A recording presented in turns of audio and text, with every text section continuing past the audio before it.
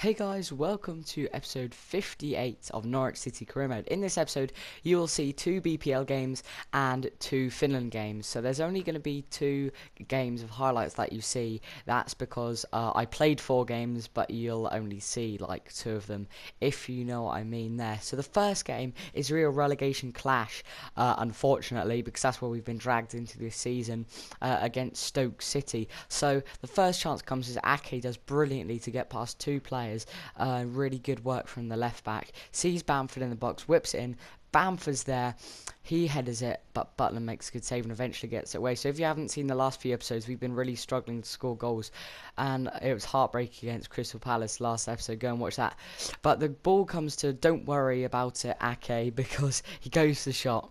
And it goes just wide, unfortunately. But in the 35th minute, Barsley picks up the ball, gives it to Edu, beats his man easily. Ake comes over, can't prevent the cross, whips it in towards Breckshay, and eventually Breckshay scores, puts it in the back of the net for Stoke. So this season, our main objective is to do well in the Champions League, and I feel like if it ends like this, I don't think we can get in the Champions League or the Europa League this season because Legendary is just way too hard for me. So if I do win the Champions League, obviously there'll be a new career mode starting, and if I get sacked there will be a new career mode starting. So hopefully this career mode ends around maybe episode 70 would be a good time to end it. But unfortunately that did end this game. Stoke 1, Norwich City 0, yet another game where we didn't score, but my spirits wouldn't be dampened because I was about to play with Finland, who I'm going to be honest, I'm much more enjoying playing with Finland than I am Norwich City at the moment. We did have one representative from our squad, Jarno Nieminen, in the starting lineup. Here you see he's at right back. You won't see the highlights for this game. You just see the result, which was a brilliant 2-1 win, a 90th minute winner from Timu Pukki. Really enjoyed playing on that. The next game would come at the Parc des Princes as we are against France away. We have one representative from Norwich City, Antti Niemi, playing at centre mid, and also you will see that the result was a brilliant 2-0 win. Incredible. So we're top of the group, as you will see here. We're top of the group, France in second, and that's 2 legendary wins in a row.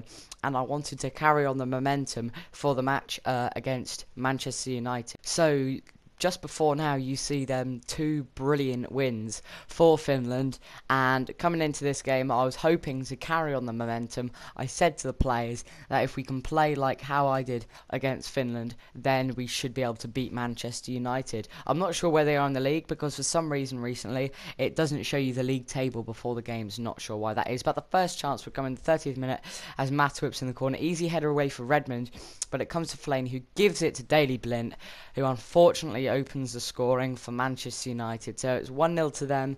Really disappointed to concede that goal because you will see a replay and it wasn't even that much of a good goal. John Ruddy had it nutmegged, unfortunately. Good assist by Fellaini, but if you look at the shot, that wasn't even that good. Disappointing there, but just before half time, Fellaini beasts Martin Olsson, my favourite player, and eventually holds up the play, gives it to Mata. Mata lays it off for Daley Blind, who smacks it, but John Ruddy makes a brilliant save, who's recently been called up by England in this game, and hopefully in real life, because I know he really wants it. But in the 48th minute, Divock Origi cuts inside, goes down in the penalty area, and we win a penalty, or not.